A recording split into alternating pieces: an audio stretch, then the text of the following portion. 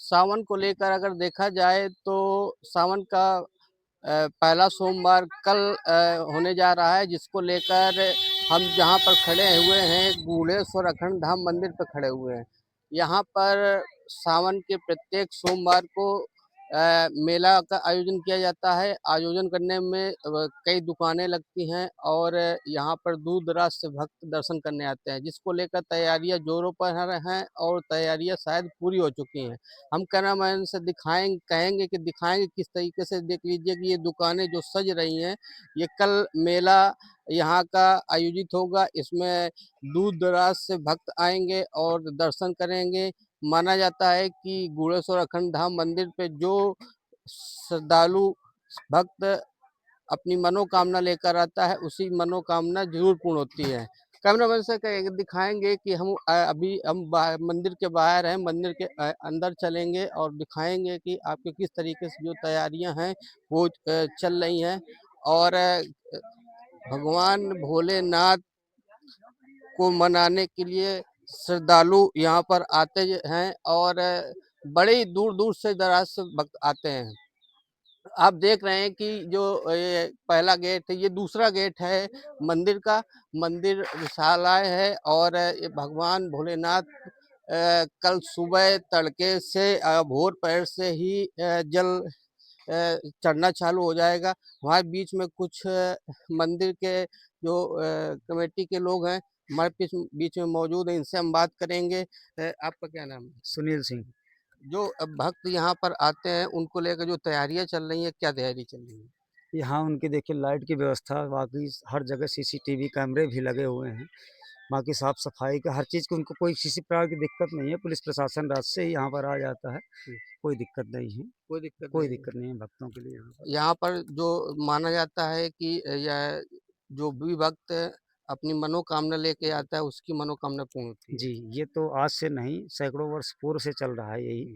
अब आज जो इंसान एक बार आता है, उसकी जब मनोकामना पूर्ण होती है, तभी तो वो दोबारा आएगा, नहीं ये तो विश्वास की बात होती है, नहीं तो भोले दूसरी बाबा बात का यह दरबार। है कि जिसकी मनोकामना पूर्ण होती है जी। तो मानता के रूप में यहाँ पे घंटा चढ़ाया जाता है। जी, कुछ भी चढ़ाए उसके ऊपर कोई बांड नहीं है, वो उसकी इच्छा है जो भी यहाँ पर वो कर सके दान। ये क्योंकि यहाँ पर ना कोई ज़मीन लगी हुई है, ना कुछ है, सब केवल भक्तों के ही आधार पर आधारित है, जो दान कितने यहाँ दिन तक आता है। मेला चलेगा? मेले पूरा सावन के सोमवार पूरा सावन रहेगा ये भी। पूरा सावन हाँ, पूरा रहेगा। सावन रहेगा।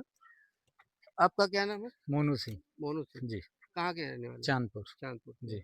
मंदिर की क्या मानता है? मंदिर की मान्यता तो बहुत लोग बताते हैं कि जो चीज़ यहाँ मानी जाती है वो पूर्ण होती है। जी। और जो भी तैयारियां चल रही हैं, सावन का कल हमारी पहला सोमवार जी। है और प्रशासन को लेकर क्या तैयारियां चल रही हैं और मंदिर में क्या तैयारियां हैं? कल सुबह से ही लोग हजारों की तादाद में भक्त आएंगे। 10 दिन से हमारी कमेटी, हमारे प्रधान जी चांदपुर, सब लोग लगे हैं और पूरे लोग जितनी कमेटी के हैं 40-50 लोग, सब लोग जोर शोर से चालू है और पुलिस प्रशासन का भी मदद मिल रहा है। कल से पुलिस भी आ रही है बराबर। यानी प्रशासन को लेकर जो सारी तैयारियां हैं जो पूरी कर ली गई हैं। जी। हमारे बीच में जो मंदिर के जो महंत हैं जो जो देख रेख करते हैं वो हमारे बीच से में बात करने के लिए हैं। और इनसे हम पूछेंगे क्या तैयारियां चल रही हैं, अभी तक क्या तैयारियां हो चुकी हैं। लगभग सारी तैयारियां हो चुकी हैं। प्रशासन की तरफ से भी सारा सहयोग मिल रहा है। यहाँ गांव का समिति का मंदिर है, बहुत पुराना मंदिर है। ये मुगल कालीन मंदिर है। पीछे मंदिर के नीम के पेड़ के नीचे जो मूर्तियां रखी हैं वो 1728 से 1756 के बीच जब औरंगजेब का शासन था उस समय की खंडित मूर्तियां आज भी वो गवाह हैं, वो नीम के पेड़ के नीचे रखी हैं। लेकिन आज के 60-70 वर्ष पहले यहाँ एक चरवाहा थे जो मथुरा नाम की गुप्ता की एक गाय चराया करते थे, तो वो गाय सारा दूध स्खलित कर जाती थी।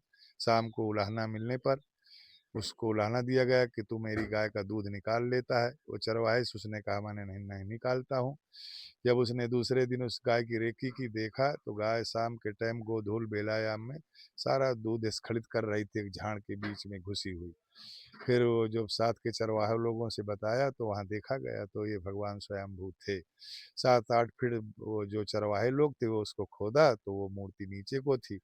लेकिन फिर उसी जिनकी गाय थी उन्हीं को सपना हुआ कि ये स्वयंभू भगवान है, इनको खोदा न जाए, यहाँ कोई स्थान बना दिया जाए।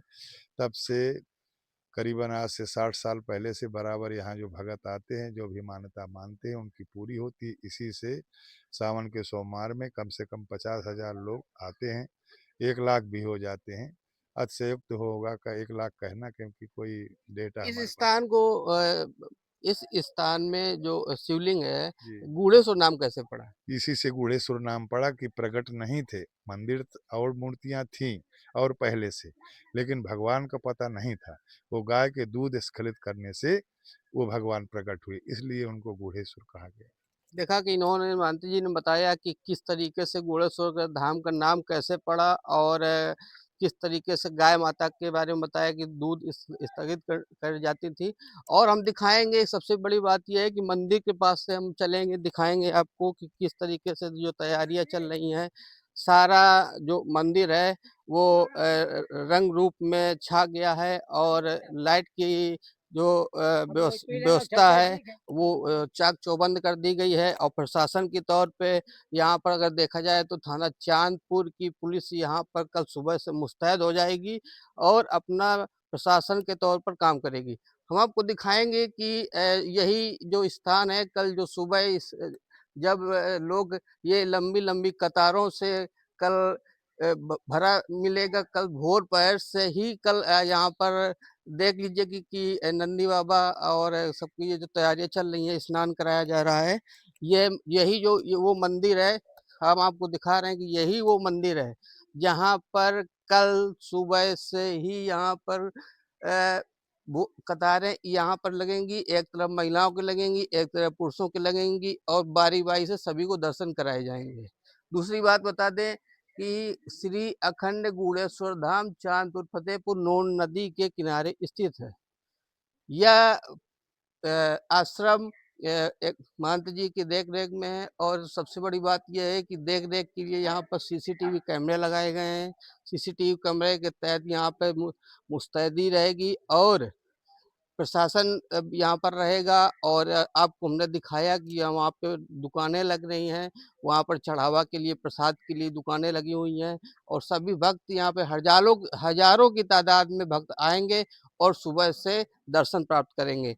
कल हम आपको दिखाएंगे कि कितनी लंबी लंबी सुबह कतारें होंगी, क्या होगा। हमारे वीडियो देखने के लिए हमारे वीडियो को शेयर करें, फॉलो करें। आप देख रहे हैं the super news, Sandeep Prajapati, Fatehpur.